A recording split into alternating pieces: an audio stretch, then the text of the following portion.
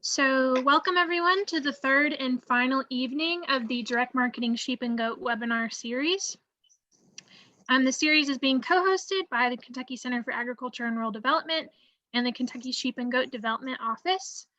Offering the series for a few reasons. I apologize if you all have heard this 2 nights already, but I just want to, for anyone new here, the first reason is to help launch a new resources and tools available on Kentucky Sheep and Goat's website, which we will give you a picture of at the end and tell you a little more about.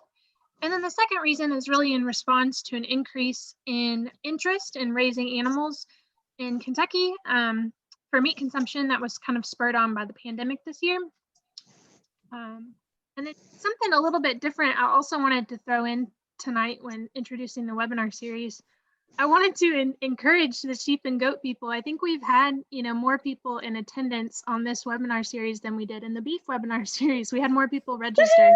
So, yeah, that's kind of fun. It shows that people are really interested in small ruminants. We had people register from out of the state. We had one person register from Canada. So that was kind of neat to see people come in. And Kelley will tell you all about our organizations. Yep, I could talk a long time on it. So the Sheep and Goat Development Office, we are an independent nonprofit. We started in 2007, and we kind of have 3 main focuses, and that's education, promotion, and marketing assistance to small ruminant producers within our state. So we serve as an umbrella for the Kentucky Goat Producers and the Kentucky Sheep and Wool Producers Associations. So those folks make up our main board. And then we all work together to set the directives on how to help producers here. And then there's a really good benefit of having a sheep and goat development office and having those 2 associations. And mainly it's to pull our resources, and the more mouths you have and the more people you have involved, the more you can stay in front of legislators and the big ag rollers so that they all know that we matter. Right. And then if you're a member of an association, you get things like our management calendar, which we've talked about several times throughout this webinar. You get breeder directory listings, you get on the email list, you get magazines, you get all kinds of good stuff just for being a member. But it's a lot of producer education is where that focus on those things go. Thanks, Kelley. And my name is Olivia Vogel, and I'm with the Kentucky Center for Agriculture and Rural Development. We are an independent nonprofit that was established in 2001, and we have several different functions, but our main one is to assist farm businesses in planning and development. We also help analyze the feasibility of new ventures or business ideas. We help businesses figure out what financing they would be eligible for through loans and grant opportunities. Most of these services are at no cost to the farmer producer due to support from the Kentucky Agricultural Development Board, USDA, and other partners. And we do that work through trainings like this, but also really just one-on-one working with farmers and producers. A lot of times we meet in person. Obviously, we've been doing a lot of virtual work in this time. But, we talked about business planning and development last night. If that's something that you're interested in, do please be in contact with us.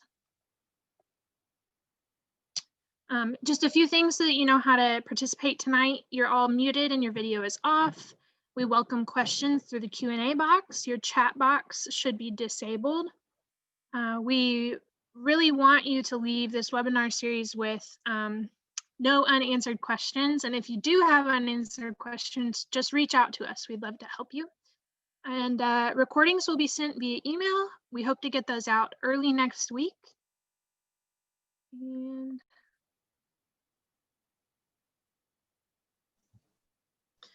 all right, so we've had really good presenters the past 2 nights, and it just keeps getting better every night. So just to run through who we've got going on, I'm going to talk a little bit about consumer preferences and our Try Something Different Tonight campaign, and then we're going to get into the buyer opportunity. So Olivia is going to speak again on direct-to-consumer sales, and then we have our awesome Eileen O'Donoghue back from Kentucky Lamb. She's going to talk about restaurant and retail marketing.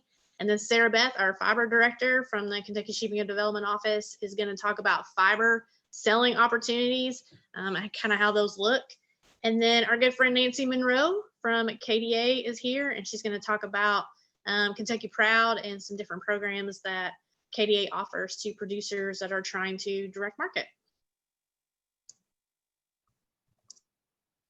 Great. And again, I apologize if you've already seen this, but just a look at the attendees and how long you've been raising sheep and goats, and if you currently sell sheep or goat meat or fiber into the local or regional market.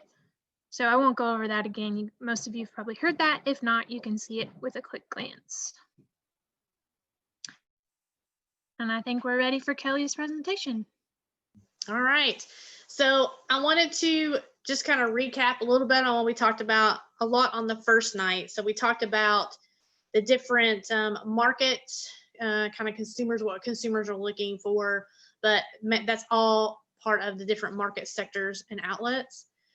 So in lamb, we have what's called the traditional and the non-traditional market sectors and outlets. Okay, the traditional is your restaurants and your retails. It is lambs that are generally larger in size, so anywhere between 100 to 140, 150 pounds, even in some of the feedlots out west. The traditional market is also the market that that you would see in the boxes, like sold in the grocery store. So if you go like the big box stores and you get like a box of lamb, that's considered traditional marketing. Non-traditional marketing is the ethnic market. Okay, and again, we talked about how that focuses around the ethnic holidays. Those are those babies around that 60-pound mark. And then the other side of that is the farmer's market and the roadside stands and your freezer meat, or if you're selling whole lambs to your neighbors, that's considered non-traditional.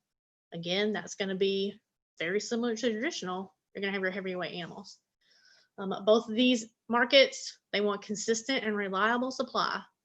We all want to be able to get the food that we want when we want it, right? So that's how that works. And then for your traditional, you're talking about volumes of specific cuts. Again, restaurants generally want specific cuts. Sometimes they want the half or whole carcasses. So they want to be able to get that.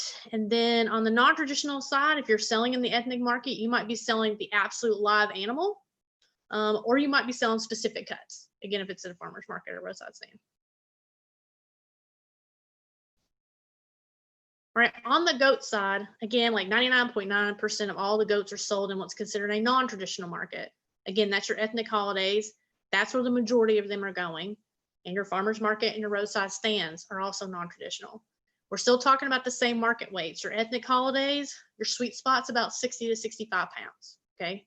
Your farmer's market, we talked about this on the first night. You're gonna wanna get some more pounds. You want a bigger animal.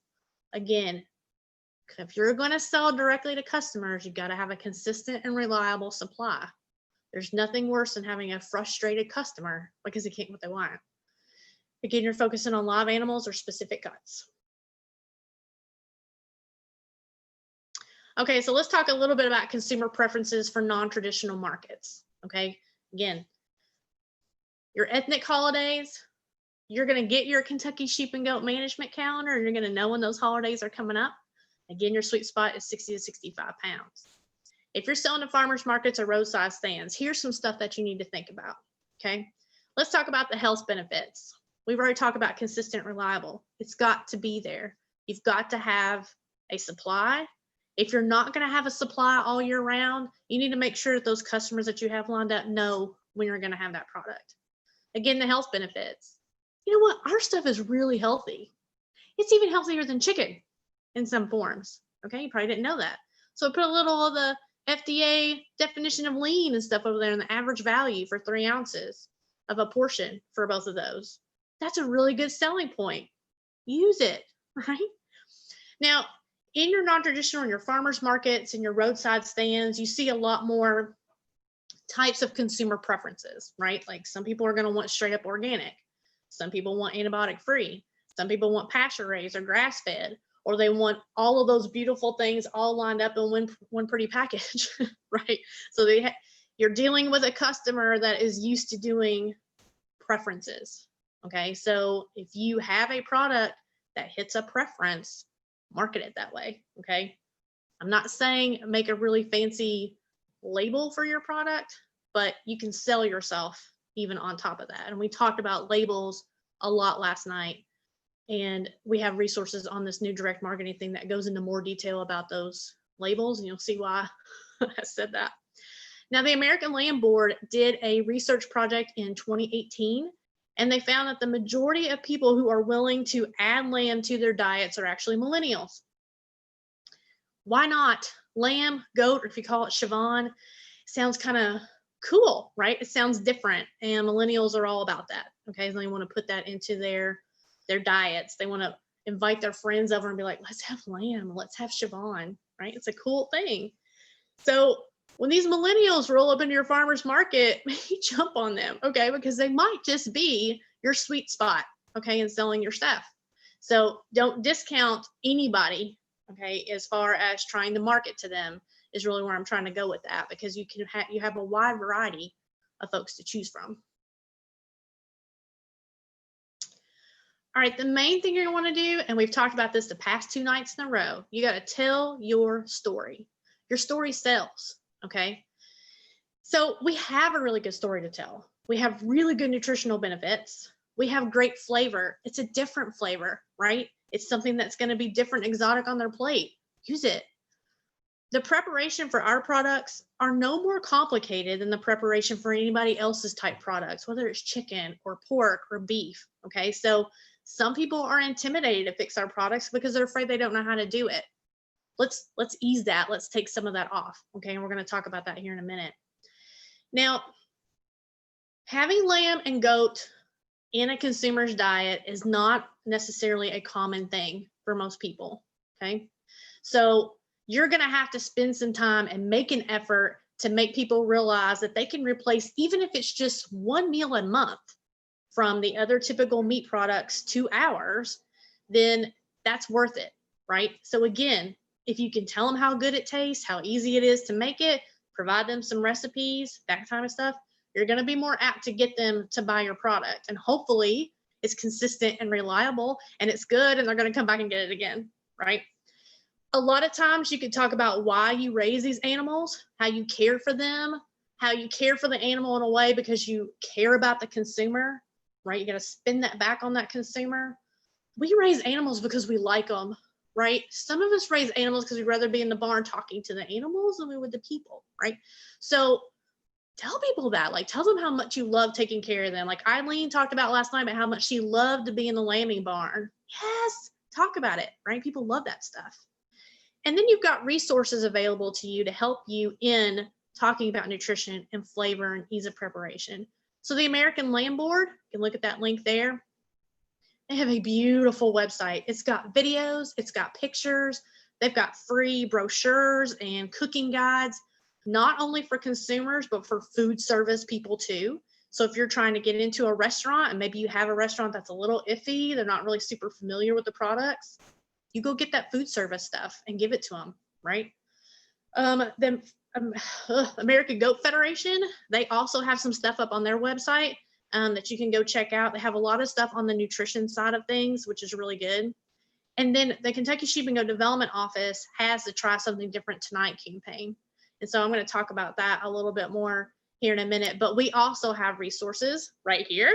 So if you go to this website or go to that link on our website, we talk to consumers about putting lamb and goat products on their plate, in their fashion, and in their home. Okay, so we have very versatile animals, so we can meet consumers in all kinds of different ways. Okay, you might start out in your home with some goat soap and it may not be so hard to move them on over into eating some goat on their plate, right? Or using some Angora fiber into their fashion. So we have some really good angles there. And we talk about all three of these things. We talk about the nutrition benefits, we talk about recipes, and then we have a buyer's guide on the on your plate page, okay? Same thing in your fashion. We talk about wool, we talk about Angora fibers, we talk about how great they are, how eco-friendly they are. We use all those great lingo that consumers want to hear. So go read it on that page, copy it and use it, okay? Same thing in your home. How great are goat soaps and lotions, you know, for your body? You get those chemicals out of your home. We have all that information on that page, so go and get it, okay?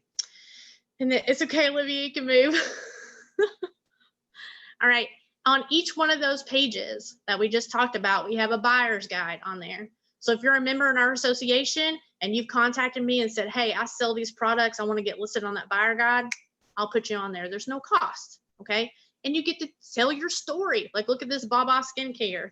She's able to tell consumers about her products and where to find them. Okay. And they just hit that button, they can contact you, it takes it to your website, wherever you want it to go. But we have listings of people on there to do that. So if you're selling direct already, make sure you shoot me an email, okay, and let me know that you're doing that so I can get you on there. Send me a picture, send me a logo.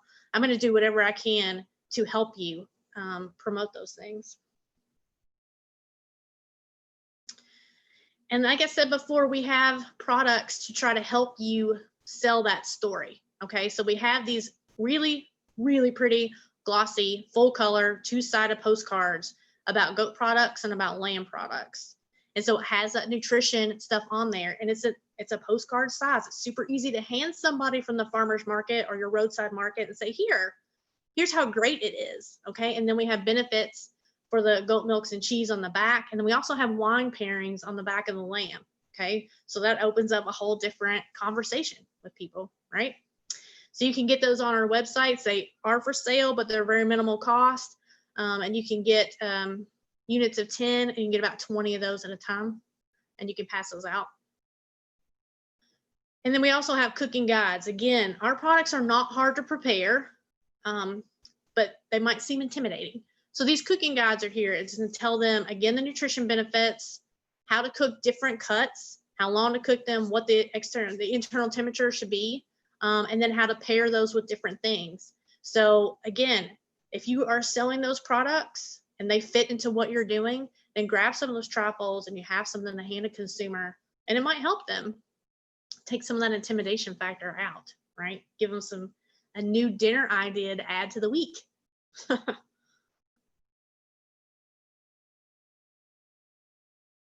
All right, there's my email and there's my phone number. If you want to get on that list, just email me, we'll do it, okay? We really promote this Try Something Different Tonight campaign at the state fair on normal years. So we spend that whole 2 weeks, we're passing out those trifolds and those postcards, and we're sending people to these websites, to these links to find out this information. And we can do that because thousands and thousands of people come through the state fair. So we want to make sure we get you on there, obviously before August, so we've got some time to promote you and do that kind of stuff, okay? So email me, that's the best way to do it. And then send your logo in with that email, like don't waste any time to do it.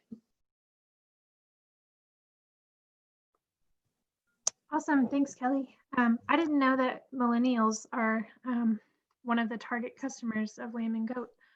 That's right. Really so interesting. I need to hook you up with some lamb and goat. Yeah. Okay, so that does kind of help me consider, different avenues for direct-to-consumer sales opportunities. Just like, identifying your target customer will have a huge impact on your sales strategies and your marketing strategies.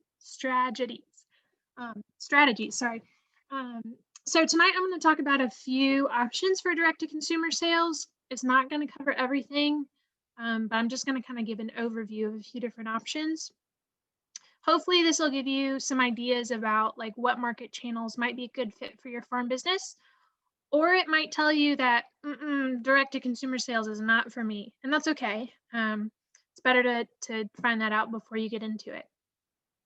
One thing that I want to mention before we get started is that my role at KCARD is actually not primarily in business development. I started a new position this spring for KCARD, and I'm really working with local food producers to help them scale up their sales to enter different markets, whether it's direct consumer markets, retail, or restaurant opportunities. That's what I'm doing full time. And so if you need assistance in that area, don't hesitate to reach out to me. My contact information is right there. Would love to talk to you.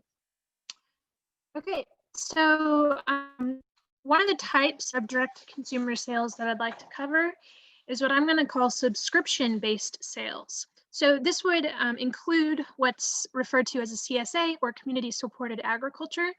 That's included in this subscription-based sales model. I'm going to give a few examples in the sheep and goat world. The first is the picture on the left there. There's a company called the Farmer's Daughter Fibers. They offer a sock club where you subscribe and they send you, it's for a full year. You subscribe for a year, they send you some yarn and a pattern to make socks once a month. It's a one-time investment at the beginning of the year, and then they ship it to you every month.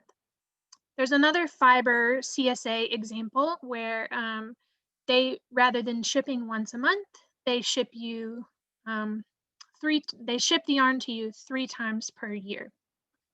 Another example is a farm a little bit outside of Nashville. They have pretty substantial goat soap business, and I copied and pasted up in the right-hand corner there. You can see if you're going to buy goat milk soap from them online, you can buy it as a one-time purchase, or you can subscribe and save 10%. So that's another example of subscription-based sales. And then we also have, meat CSAs with lamb and goat meat. And I want to say that this subscription-based sales, a few of the examples I gave were where you purchase online, but you don't have to purchase online. It could be you marketing to your local market through a subscription-based model. So some of the pros of this model is that you have upfront commitment that someone is going to buy your product. So you have dependable demand and you can plan for that. So if you know how much money you're going to bring in, you should be keeping a good eye on your expenses too, to make sure that you lay those out and you don't go over a certain amount, so you're still profitable. Another huge benefit of subscription-based sales is that you have a captive audience. So if those people that signed up for that sock club with you in January, you're going to still be selling to them or sending them their product throughout the year. So if you have other products or add-ons, you've got this captive audience that already knows your product. You can upsell them instead of having to obtain a lot new customers. You can work on upselling to your existing customers, which is in this study of marketing, obviously drawing new customers in is really important to business, but also increasing your average sale per customer is actually easier and a lot of times more profitable than onboarding a new customer. Another huge pro of this kind of model of sales is that the number of times that I have to get out my credit card to pay you for your product is significantly reduced.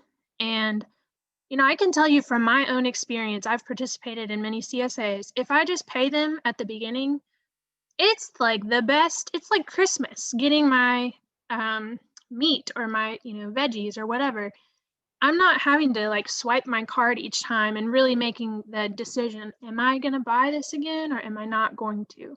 I've already done it, made that decision a long time ago. Few cons of this model is that, and I don't really know if this is con or pro, but I do not know of that many lamb or goat subscription-based sales in the state of Kentucky. So I don't know that we have a lot of examples to go off of. I could be wrong. You all might offer some of those, and I just don't know about it. Another con is that, this is going to require quite a bit of education and onboarding. CSAs in particular, that first year can really be a learning curve for new customers. And if that first year does not go well, they're not always likely to do it again with you the next year. So it's really important that you have a good onboarding process for your customers with this sales model. Another con is that it's a very large purchase for many customers. It's a lot of money up front. Another con is that there are multiple deliveries involved. So you really need to look at your packaging, logistics, if you're shipping. you're going to need to hone in on that cost and make sure that it's worth it. I like the example of the fiber CSA that, instead of shipping once a month, they did 3 bulk shipments a year to help with that cost.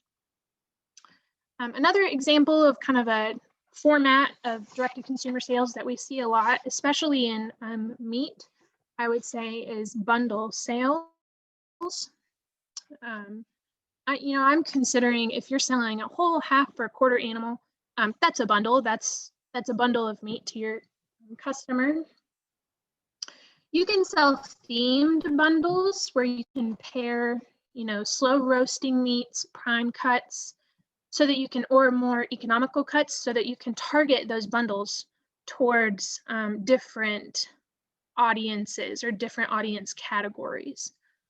I gave the example, the picture on the left there is something called Butcher Box, which I hope most of you have heard of at this point. It's been pretty popular. You might know someone who has subscribed.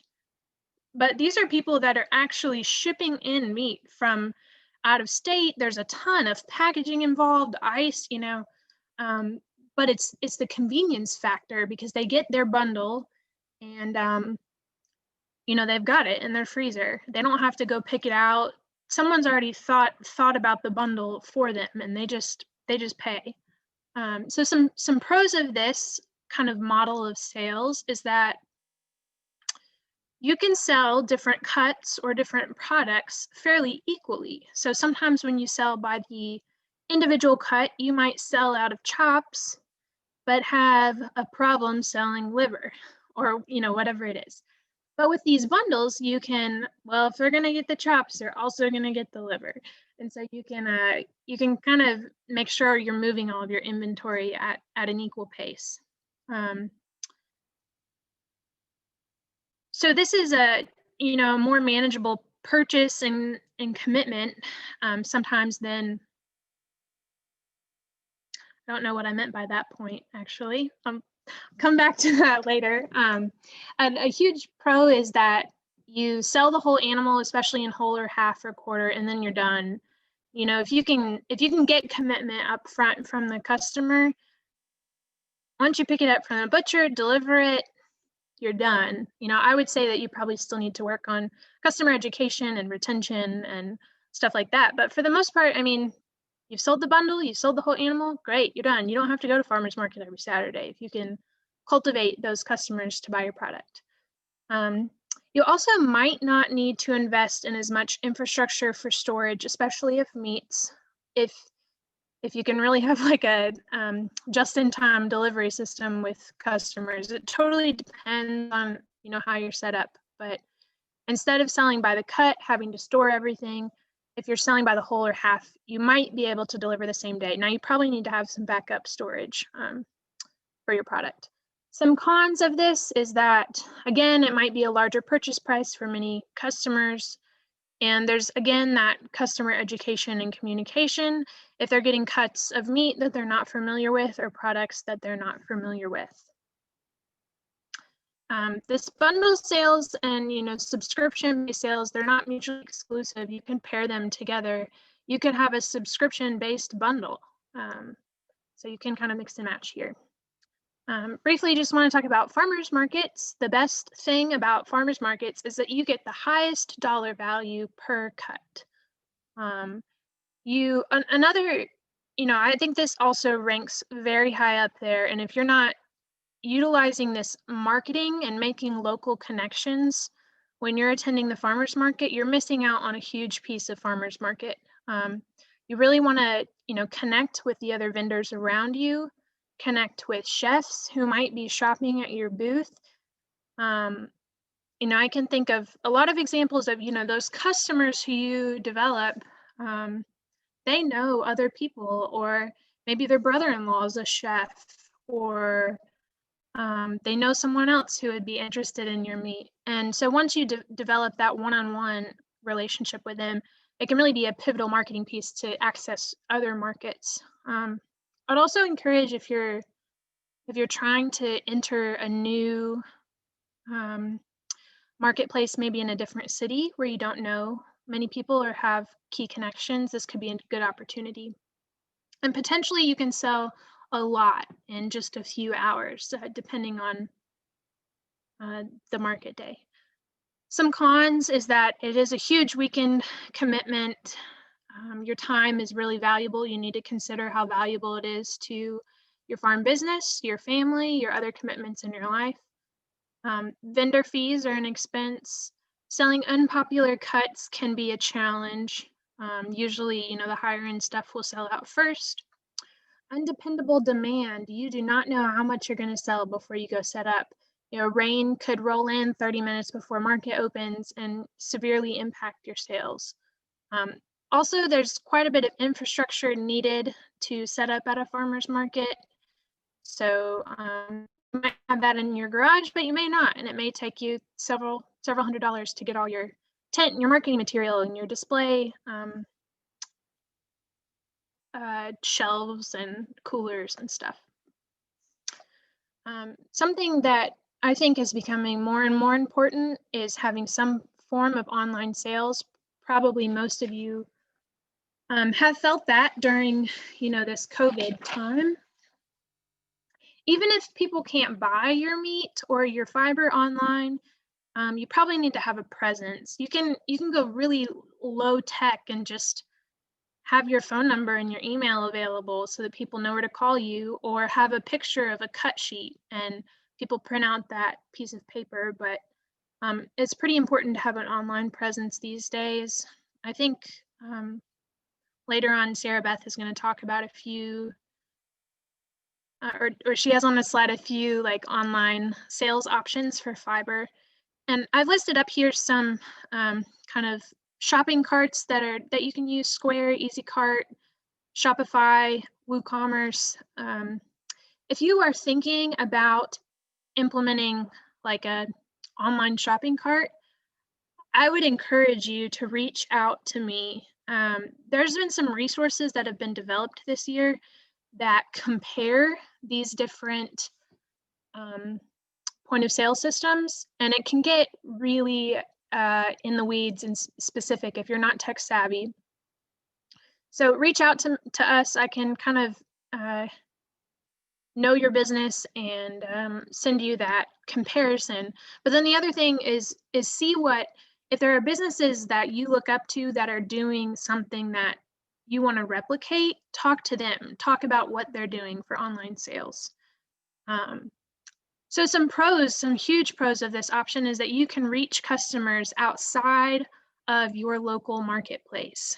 You might not ship, but you might take orders and say, drive up to Louisville once a month and do your delivery, all in that day.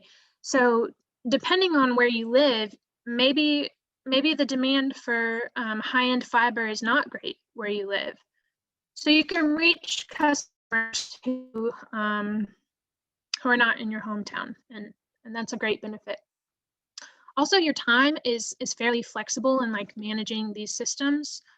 It doesn't have to be on Saturday morning at 5 o'clock.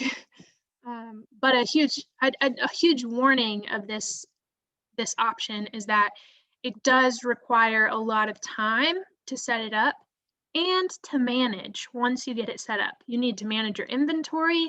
You're managing emails, inquiries. So you need to have a regular time commitment to manage your online sales channel. And another thing is that it's not enough to just create a website. How are you going to drive people to that website? A lot of times it might mean social media. It might need business cards at your farmer's market to drive them to that website. So some considerations in all of this. Think about your goals for your farm business. If Saturdays are really critical to your family or your farm's production, a Saturday farmer's market is probably not going to be the best option for you. If you don't like to troubleshoot technical issues, you either need to hire someone who knows how to do that, or you probably don't need to go into the online sales business. Do you have a committed and educated customer base? If so, that subscription-based model could be really good for you. Do you live near a vibrant farmers market? If so, that's wonderful. If not, do you need to really put in the work to help create that in your hometown? Or do you need to focus on target markets outside of your local community? Again, like, do you live near your target customer base? Do you even know who your target customer base is? That's the first step, and then find out where they are, and how they find out about new products. There are other direct-to-consumer methods, such as like on-farm sales, and other opportunities, festivals, which I know Sarah might mention. But these is just kind of an overview of a few different options. Please consider them in light of your farm and personal goals and make an informed decision. It's never going to be perfect, then adapt and get better at marketing. And things will go wrong, or maybe things don't go as planned. Just address them. You can get better at these different marketing channels. So that's what I had to share about direct-to-consumer sales. And I think, Eileen, we have you next, going to share about restaurant and retail sales. So a lot of this stuff is going to be repeating, but it's coming from my personal experience and what I've done with the way I make my sales. So I have a couple different ways that I sell. One is the whole animal, either whole or half cut. And by that, the customer gets a cut sheet. They get to pick out which cuts they want. And then we have them processed that way. In the beginning, they're going to want some advice because they don't know, what does this mean? What does that mean? And sometimes they think it's going to be too much meat. I always encourage that if it's a small family, to have the roasts, for instance, cut in half. Then you wind up with maybe a 2.5 pound roast, 3 pound roast, and it can be a Tuesday night dinner instead of a Sunday event. In this first picture here, you see that the labels there say not for sale. That's a custom order for somebody who I dropped the animal off for them, and then they pick it up and pay the processor. It does not have to be, it doesn't have to be USDA. Usually they will take the animal in, but I'm taking them in because I've got a trailer load anyway. They just pick up their order at the processor. So that's my whole and half cuts. Those are real popular, and it makes it easy. You can get rid of whole animals at a time by selling them that way. Next slide. So my main audience are the restaurants. So restaurants can be a little bit trickier, especially right now where sales are way down in the restaurants and they're not being quite as creative as they usually are. So chefs are pretty specific about the cuts they want and the amounts they need. Whether they're going to do a special feature with a specific cut or a dish, they're going to need to know that you've got the supply so that they can keep the meal on the menu. This is another example where a good relationship with the chef and the processor is important. Having a consistent cut of meat for plating is one of the things that the chef is going to want. He's not going to want a shank that's really long and then cut really short. They want some consistency so it can be plated. Some cuts are more seasonal. For instance, we're going into the braising season right now. The restaurants are using braising cuts and stewing and broth more right now. In the summertime, they do grilling, just like we all do, and special events and promotions. And that's a lot of times where the racks will go grilling. They will grill chops for their menu. The other thing is restaurants. I've gotten a lot of exposure that way because people always want to know where the lamb comes from. Well, I don't know that always, but a lot of times they want to know where the lamb comes from. And some of my regular customers come from having eaten at a restaurant that served my lamb. Next slide. The farmer's market has been my favorite, absolute favorite because one, I like to talk about lambs and I like to talk to people about lamb and my farm. Lamb for a lot of people is a, excuse me, is a special event meal. But what I like to do when they come up and they start asking their questions, that's for an occasion, I like to highlight different menu ideas, some of which come from the paraphernalia that comes from the American Lamb Board. They've got great material, and I usually have it displayed on my table. I've also adapted some of my own recipes, typed them up, and passed them out along with sides that I've served with them. And people like that, and it makes it something that they can do. Also, I'll walk around the market and see what's being sold and display that on my table as something to go along with the lamb, you know, whether they've got squash. Mostly it's herbs that go with that.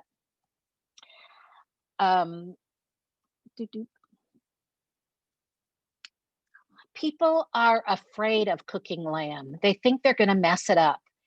And lamb is just as easy to cook as so many other things. And so one of the ways I address that is one with ground, because ground is something that can be used just like anything else. And then the other thing is lamb steaks. And that's a real big seller at the market because they look just like what someone's used to seeing when they see a steak, except it's a lamb steak, and they cook it the same, and have always, well, I don't know about always, but people come back and tell me they're mostly successful with the lamb steaks. They're very popular. Sampling is a good thing to do at the market, so they can taste, just have a little bit of a taste and decide whether they want to get more or not. And it often works. So ground lamb is easy to sample, turned into meatballs. I've done lamb roast before, slicing it thin. One of my chefs cooked it there on the spot with me while I was selling. She was cooking. That was pretty neat because people like to see it being cooked. Chefs also like to shop at the farmers market, so there's that exposure. And also always have business cards because people will think they're going to remember you and they don't necessarily, or they forget where they found it.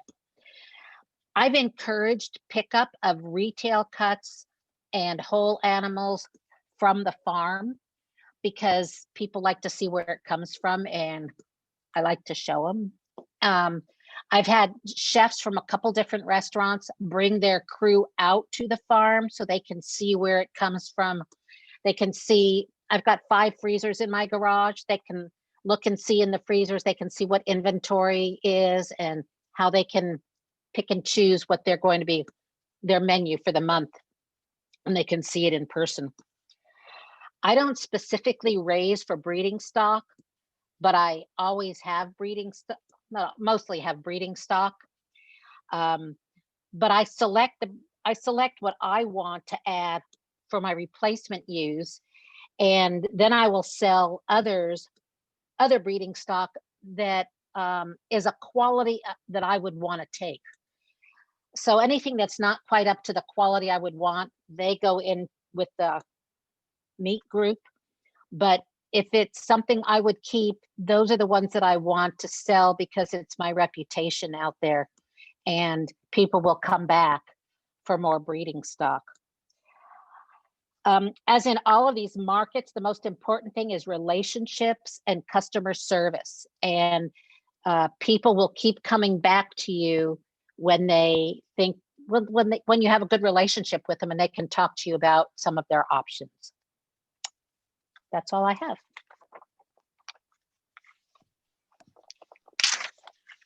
Thanks, Eileen. I hope you noticed her farmer's market. She had a really good looking display. There's a lot of things that I'm sure Nancy would point out about her display being really attractive. So, okay, now we'll get into fiber.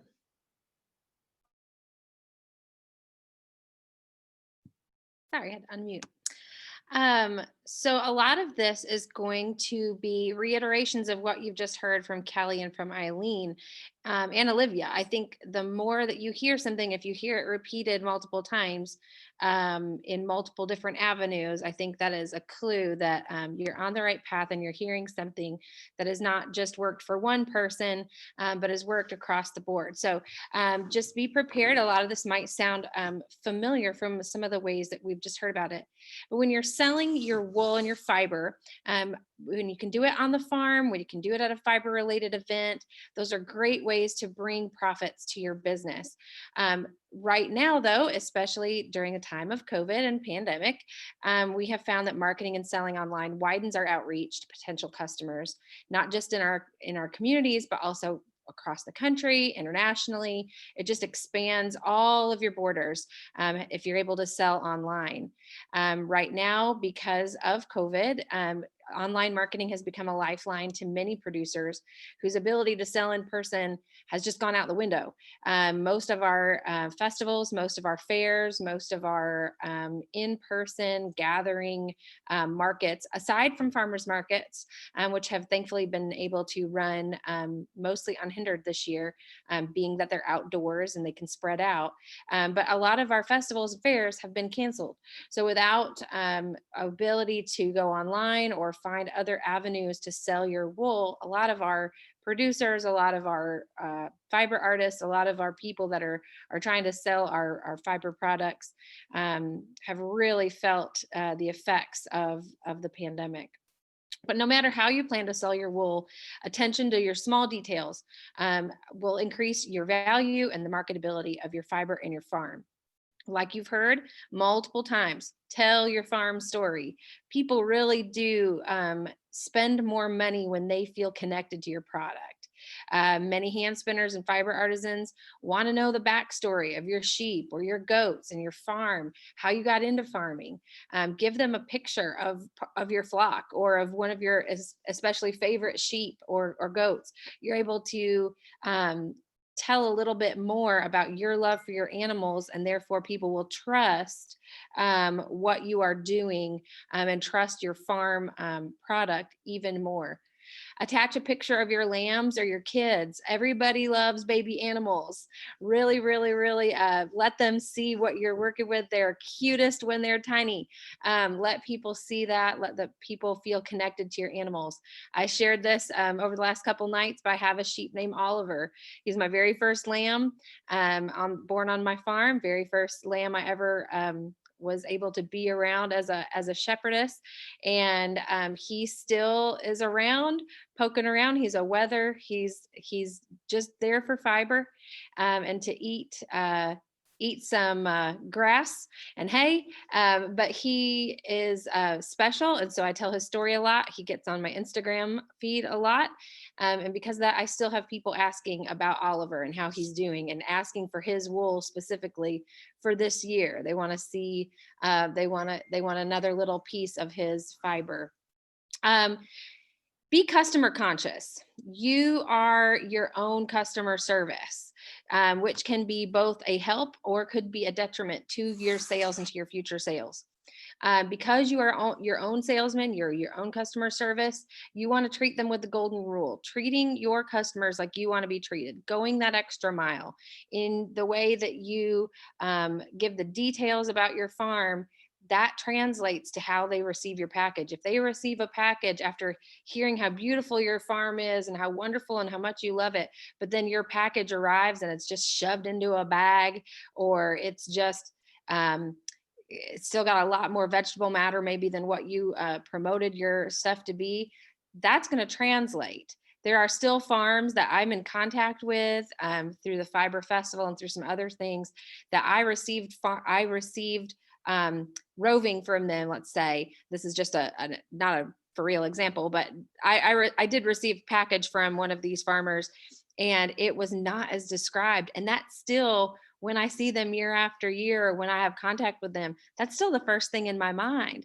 And that was before I got into the industry. And that was before I had my own animals. But I thought, oh, that's not exactly what I was expecting. And they didn't have very good customer service when I tried to reach out to them. So little things like that. You never know when you're going to come back in contact with your customers. And you want those repeat customers. You want those people to come back for more, not stay away and have a bad feeling about what you're doing. Pay attention to how you photograph your fiber and how you describe it. For that exact reason I was just sharing with you, your customers will remember how you treated them. They will remember how they got your fiber, how it looked, how it was packaged.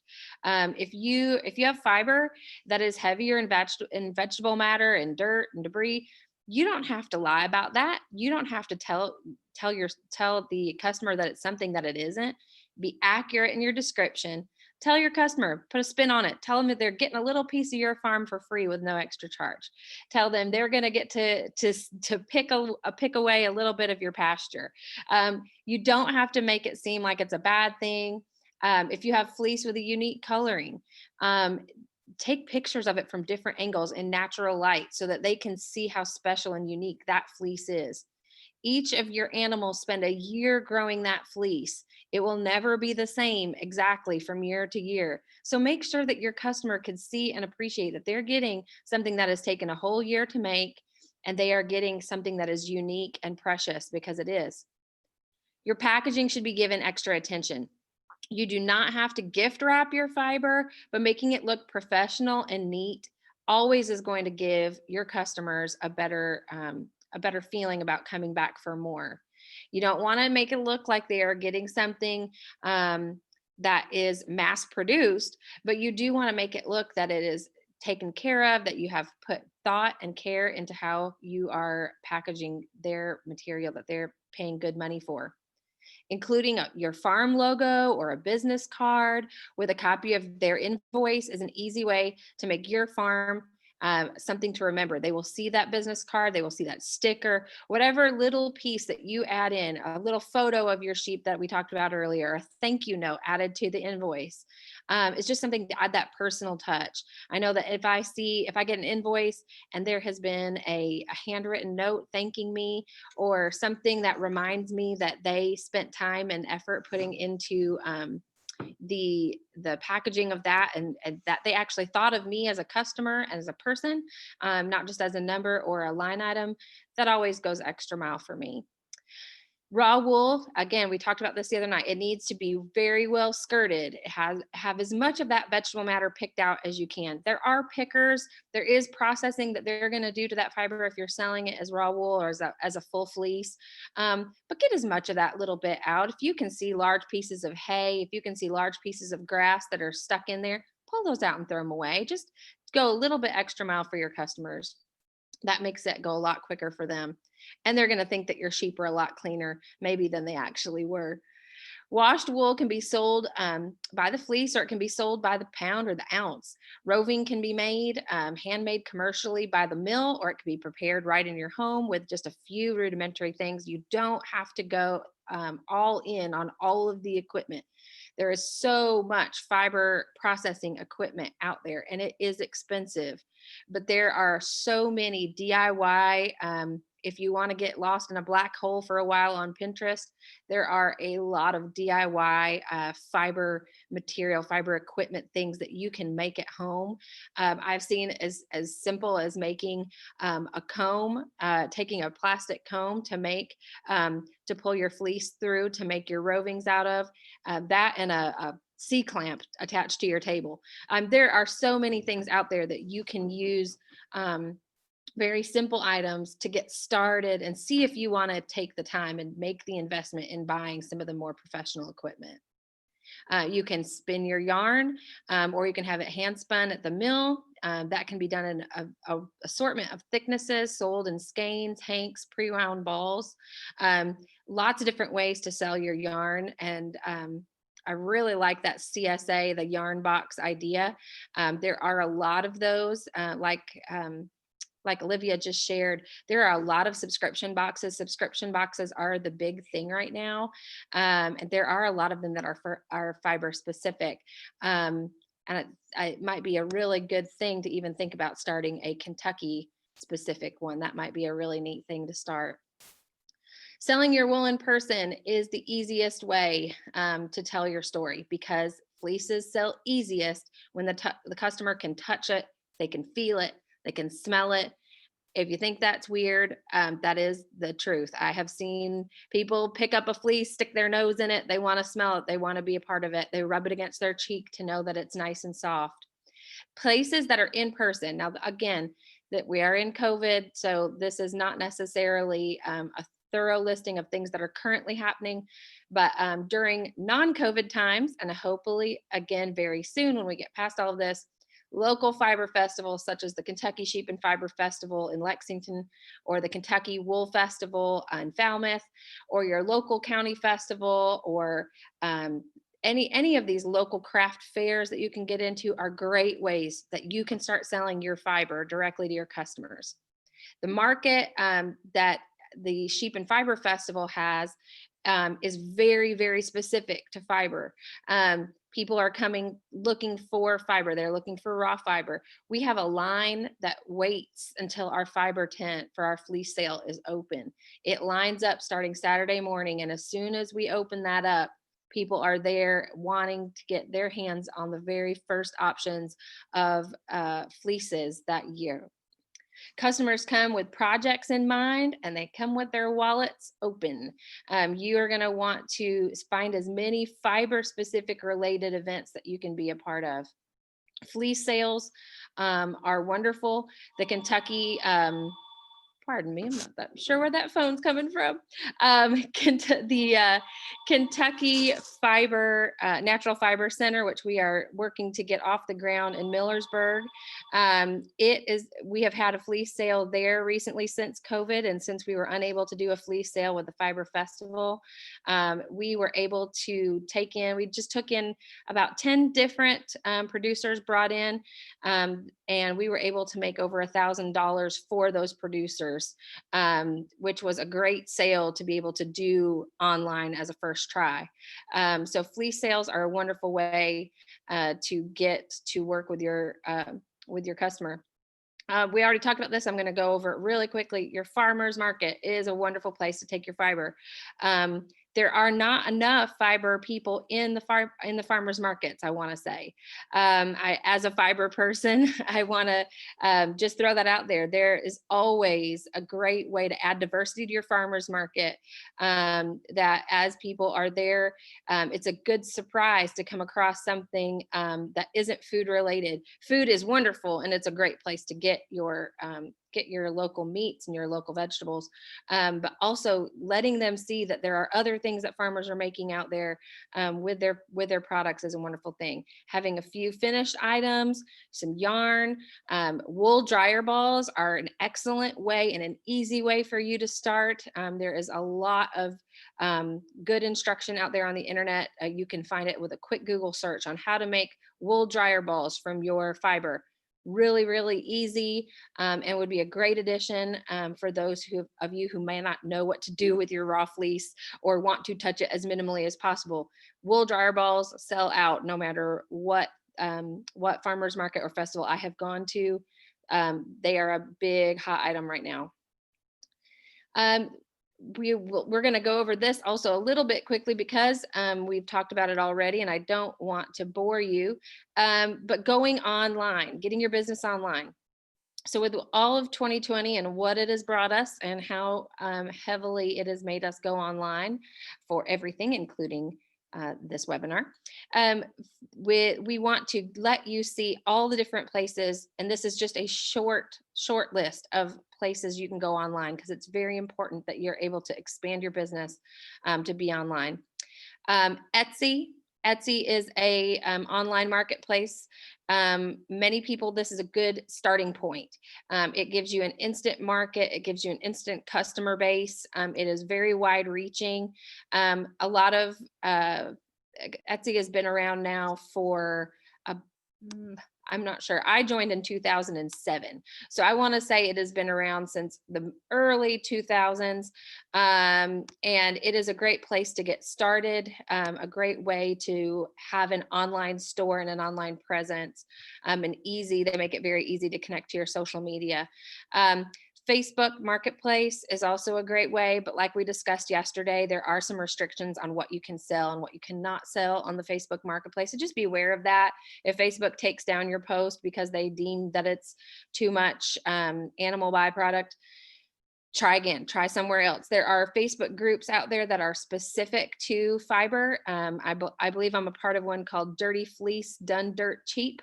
And that is a great way, a great place to get online with people all over the world that are selling sheep fleeces. And you can give a short description and a picture, and you can show how much you want to sell your fleece for. And there are buyers out there for that. eBay. Everybody knows about eBay. eBay's been out there forever, and you can buy or sell almost anything on there. So wool is no exception. Set up your sales traditional auction or buy it now price. If you already have a presence on eBay, that can help. Also, Instagram, though selling is starting to come around on Instagram, more over than anything, it's a great place to put your products out there to sell. So it's more of just a social media platform that you might not be able to sell directly off of there right now, but it connects easily to your Facebook, easily to your Etsy account.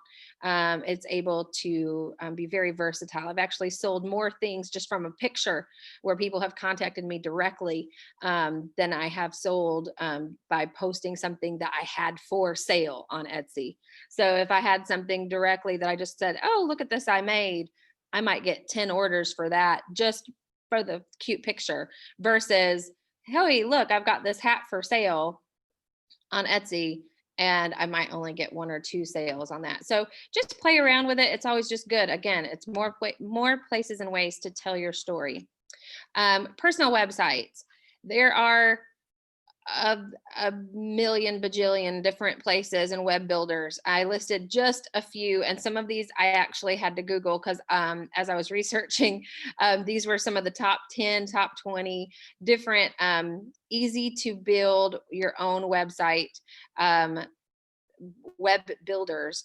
It has become very, very easy to build a website in comparison to the last 20 years. I started designing websites in the early 2000s and was still doing it by code and with Dreamweaver and trying to do all of those things. Now it's a click of a button, stock photos, your own photos, drag and drop. It's really, really easy to create something that looks really nice and professional and can give your customers just another level of what you can do online. Many web builders have an online store option. Some of them have an added fee for that. Some of them do not. There's also easy ways that you can copy and paste a web address of your Etsy site or your eBay store or another Shopify, any other online cart that you might have, and drop it directly onto your website, thus creating an online store without creating an online store. You won't have to watch 2 places. It'll just take them directly to that, but it'll set up in a grid that makes it look like an online store. When they click the link, it will take them directly to wherever you had that already set up. Having your own personal domain can be a really nice professional tool, really easy to put on your business cards, but you still need to be able to direct that traffic and get that traffic. So using those SEO tools, the search engine optimization tools through Google, that can be a little bit overwhelming, especially as you're getting started, but they're really important. So find just an easy tutorial online on how to get that. There's so many tutorials online that will tell you very, very simply, step by step, how to use your best optimization. Many of your web builders actually build that in now anyway. So they'll say, you're almost done, and they'll give you a little checklist.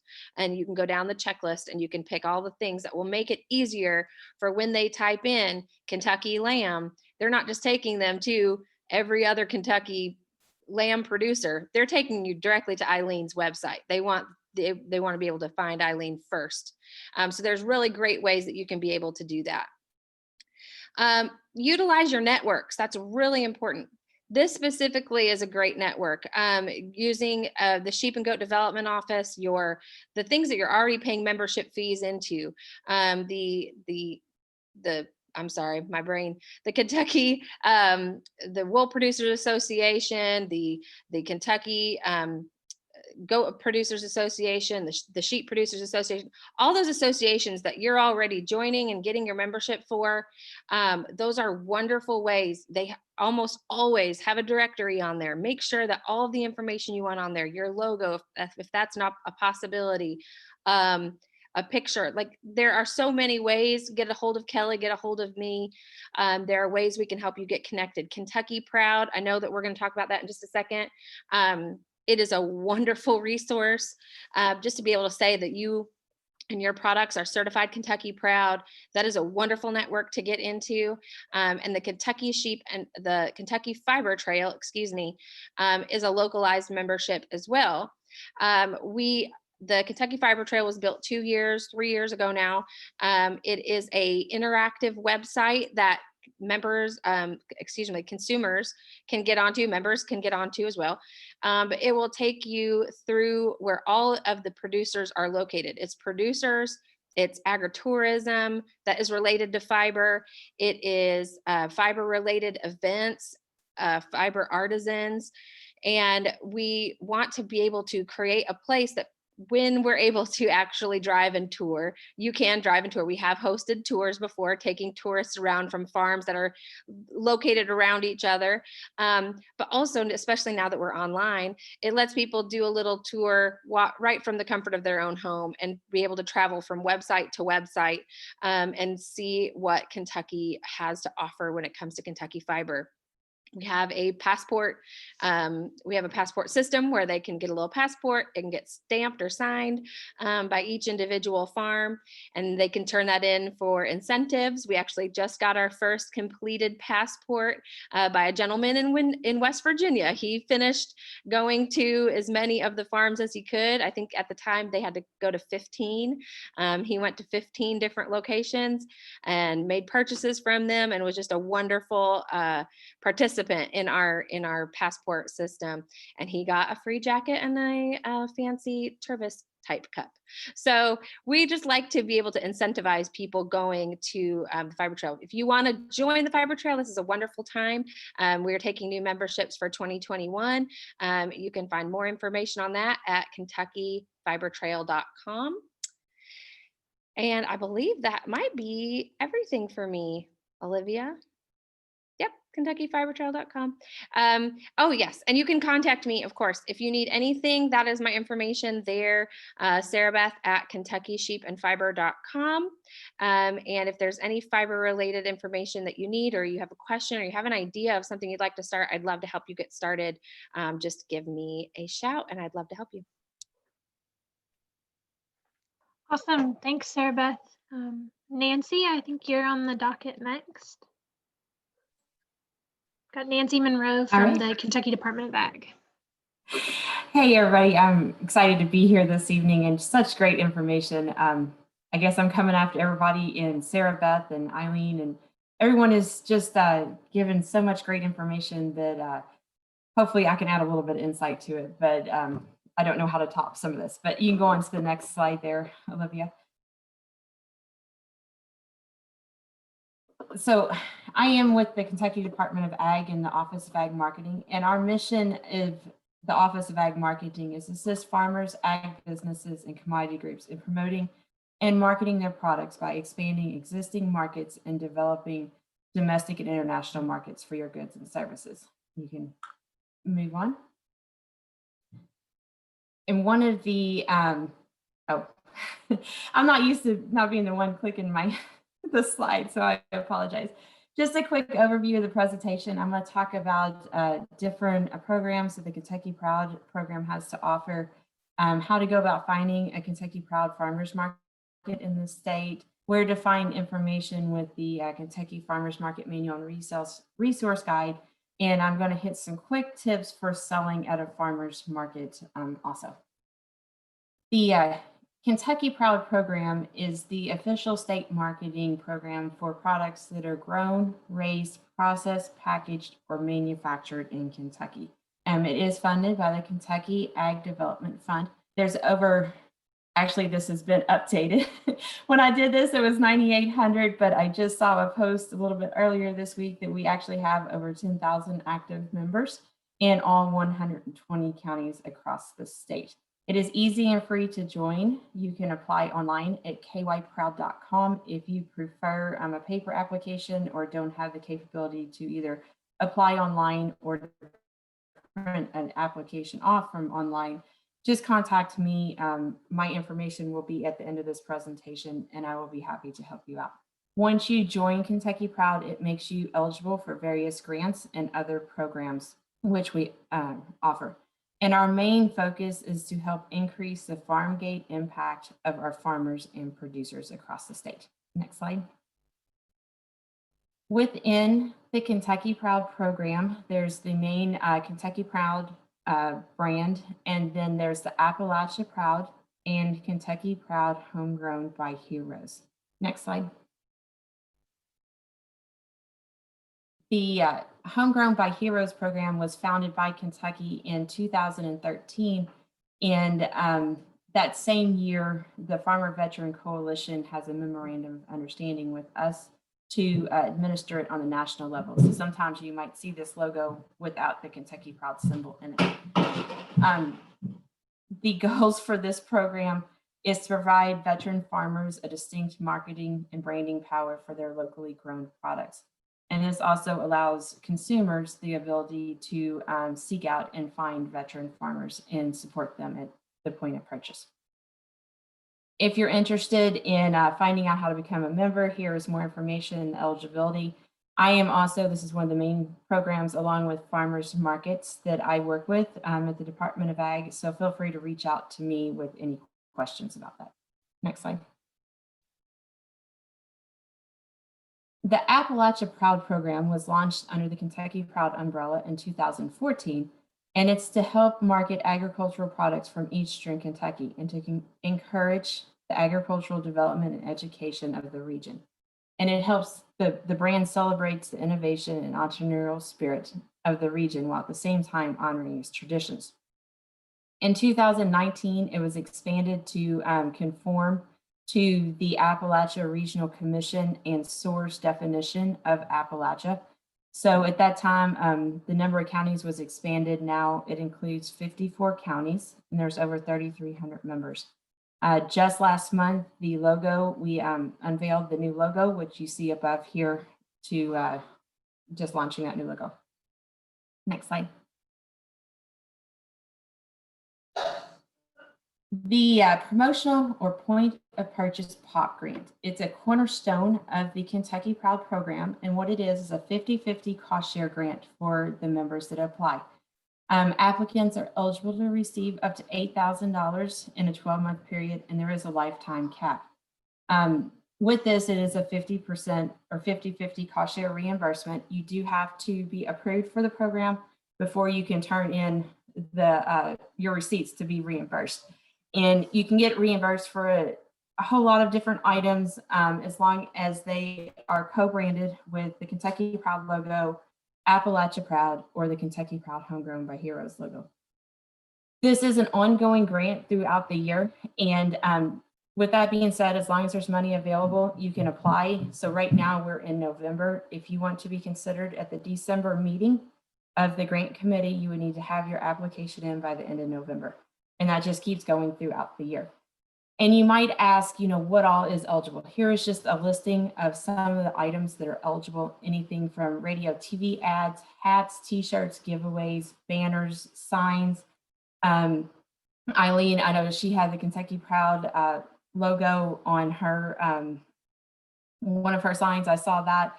I don't know if she utilized the program, but you know, that would be an example of a cost share, something you could apply for. And so I just encourage you to really take advantage of this program. Next slide. The buy local program is if you are selling, if you're selling meat, maybe you're selling cheese, an edible product, if you're selling that to a restaurant or a Kentucky food service business, this program allows them to be reimbursed up to 15% of the cost. So you're still getting the cost that you're selling it for. You're still getting that price, but the restaurant or food service entity can turn this receipt in to the Department of Ag, and they can be reimbursed up to 15% of that cost. So this is a really great program. If you're selling direct to restaurants, food service entities, please make sure they know about that. Next slide. Okay, there are a lot of other programs that are in our office along with technical assistance, which is available, but just a couple here that I really want to talk about.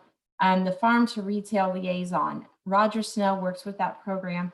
And if you are a producer who has been selling direct to the consumer, whether it's at a farmer's market or direct from your farm, and you decide you want to go more into the retail outlet, you want to get into wholesale, you want to get into grocery stores, other distribution chains, he knows the different steps that you need to take to be able to break through that barrier.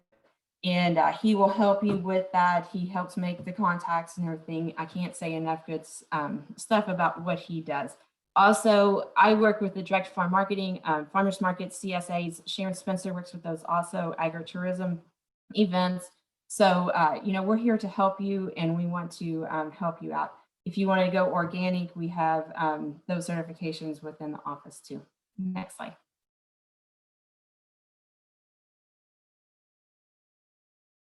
Okay, how do you find a farmer's market in Kentucky? In Kentucky, each market is its own entity. Therefore, they set their own rules. Some markets might be a producer-only market, meaning you have to grow or produce everything that is sold. Other markets may allow you to resale up to 20%, 50%, or maybe they don't have any cap on which you can resell. So each market sets their own goals. You would need to contact each market individually to inquire about joining the farmer's market. If there's already a meat vendor there, one or two that are selling lamb or something like that, maybe having another vendor selling lamb wouldn't really be beneficial. It wouldn't be beneficial to you because the market might not be big enough to support a third vendor. So, it's up to the market what vendors they allow in. To find a listing of all the markets, Kentucky Proud markets in the state, you can visit this website. Also, feel free to contact me if you're interested in a list of markets just from, say, Fayette and surrounding counties, or Franklin and surrounding counties, any place in the state. I can help pull that information together and kind of have it in a nicer format to where it's easier to find the various market managers, their contact information and stuff. So please feel free to reach out to me at any time. You might wonder, what are the various guidelines for selling at a farmer's market? There are rules as far as, if you're selling meat, and I know it's been probably talked about some, does it have to be USDA processed? What are the rules for selling, say, cheese, goat milk cheese at a farmer's market, or really any place? Also, what about soaps, lotions, lip balms, etc.? You can find a lot of these regulations in our market manual that we produce. We put it out every 2 years. It's a partnership, excuse me, between the organizations listed there. And we try to just really bring together information that would be helpful and useful, and have it in one place for you. The next slide, I've kind of touched on this a little bit. It just tells you some of the stuff you can find. There is a section for Kentucky resources. So you want to know who to contact at the Department of Ag concerning farmers markets or concerning organic inspections. That information is in there. Maybe you want to know what is the regulations for selling meat, or the soaps, balms, lotions, etc. That stuff is in there. So it's just a place that you can go. It is available online. If you would like a printed copy, feel free to reach out to me, and I will definitely make sure you get one. Really quick, I want to talk a little bit about customer service. Like I said, Sarabeth and Eileen really talked about this, and I can't, they're doing it firsthand too. So they did a great job with that. I also want to let you know, these are just going to be really quick. I did record a webinar with Kelley earlier in the fall, and I believe it is on the Sheep and Goat website, and it is more in depth about selling at a farmer's market. Your whether it's meat or lotions, soaps, etc., and more. It goes more in depth on customer service and your display, etc. So I really encourage you to check that out. But just really quickly, I think this graphic really sums up selling. You know, do you feel more comfortable selling or buying something from the graphic on the top or the one on the bottom? Would you want to go up to a vendor who is being attentive to you, that has a neat, well-kept display, or do you want to go to somebody like on the bottom? So just kind of keep that. I think this is just a great graphic and visual to help point out the differences. Next slide. Body language. You know, you can lose a customer without saying a word. Even if you're not having a great day, make sure you tell your face to smile. My mom always tells my dad that, and he knows, and he's heard me give presentations, and he knows I say this, use him as an example. But, you know, are your arms crossed? Are you frowning? Are you on your phone the whole time? All of those different body language actions show the customer that you are not interested in them. So really watch your body language and work on portraying a good body language. Next slide. Portraying positive customer service. This is so very important. You know, speak first. Just if you are right where the customer is walking into the farmer's market area, just say hi to them. How may I help you? Maybe they're not looking for something that you have, but you know which vendor does. Just that referral really goes a long way. Be enthusiastic and welcoming. Listen, concentrate on the customer at your booth. Always say, see you next week. And if you know you're going to have something next week, maybe you've been out of lamb chops or something, and you know that you're going to have more next week, and they're a good customer, make sure you tell them that you're going to have that so they know. Offer recipes or tips for how to use your products, and resolve any issues immediately. You know, it used to be said that one customer, a happy customer, will tell one friend, but an unhappy customer will tell 10 people. In today's social media and digital world, that's even more magnified. So please, if there is an issue that arises, don't ignore it. It's just as simple to say, you can reply to the customer and say, you know, I'm going to private message you, or ask them to private message you. That lets everybody else know that it's being handled with, and it's not, you're not ignoring it. Some quick tips on sales and display ideas. You know, you want to have your display be attractive. Now, sometimes if it's a windy day, like it has been today, some of these displays do not work, or if it's pouring down rain. But here are just some great examples of attractive displays. The caution tape you do see in front of the one is thanks to COVID this year, where you know, we were encouraging vendors to keep customers away from and keep them from touching their product. But you know, add height to your display. Don't just have it all at table level. That allows you to maximize your space more, and when it has dimension, it's more appealing to the eye. Give a sense of fullness. Definitely keep your display clean. If you are at a market where you're selling and you actually have your vehicle parked behind you, your vehicle doesn't have to be totally detailed and spotless, but you don't want to be covered in mud either.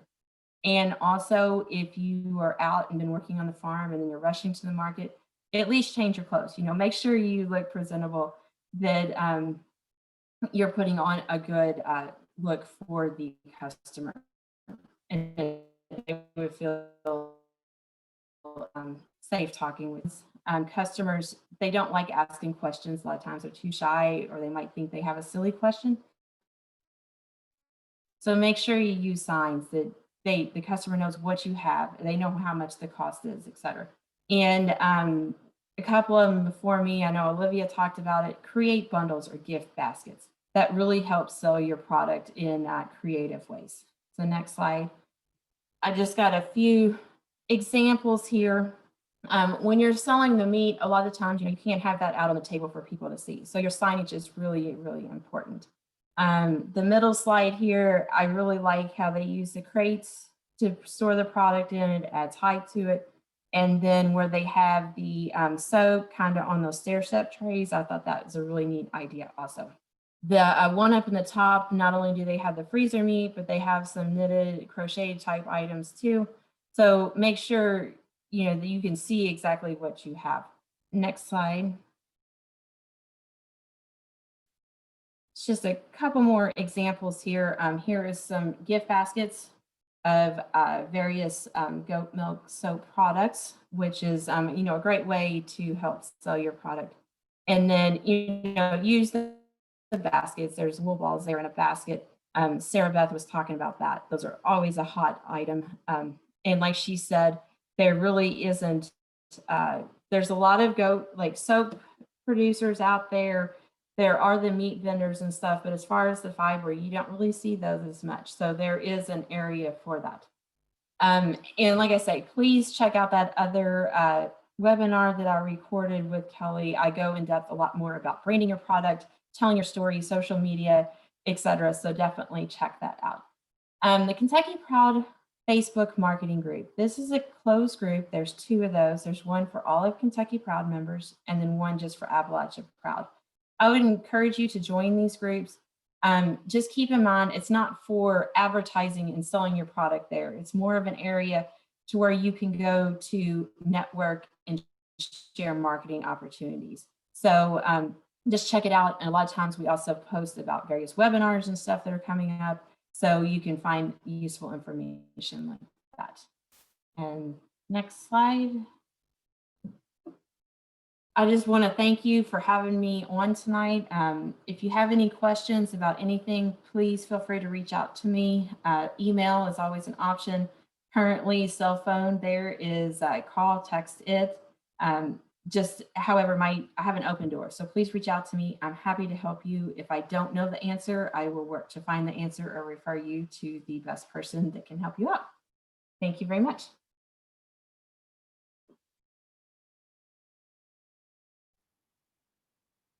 Awesome. Thanks, Nancy.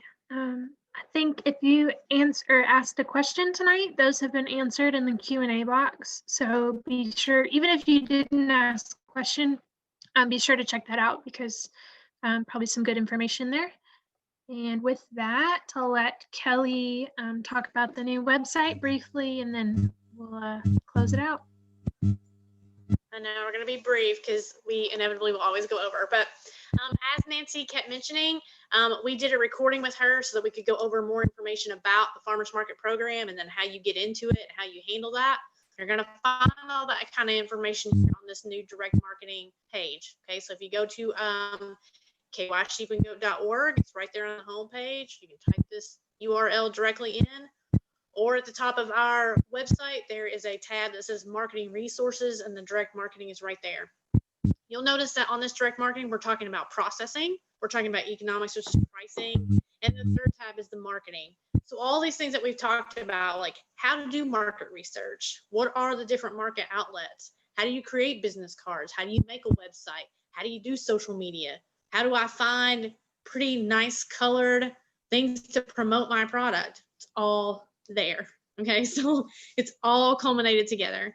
And if you missed Monday and Tuesday, obviously this is going to be recorded. You're going to get the links to that, but most of all, the information is also on that website. So we don't want you to miss anything, any of those questions that you have. And then of course you can always contact Sarabeth and I as well if you have questions there, but for sure go check this out. It is pretty sweet. Great. Thanks so much everyone for attending. We had great attendance all 3 nights. So that's awesome. And thank you again to all of the presenters who participated. Wealth of knowledge here in Kentucky, and really fortunate to have people who are willing to share that information with us. As Kelley mentioned, we'll be sending out a link to the recorded videos. I hope to do that before the Thanksgiving holiday next week so that you all can watch it, if you have time off. And we'll also include links to key resources that we've talked about during the webinar series and a short survey. The survey is not only going to be for feedback, but there's also going to be a question. It'll be really short, but if you want follow-up from KCARD or from Kentucky Sheep and Goat Development Office, just click that box in the survey and then we will reach out to you to talk to you. So I think that's all we have for tonight. Again, thanks so much, everyone. And we hope to see people in person sometime in the next year. So thanks again. Bye-bye. Thanks, everybody.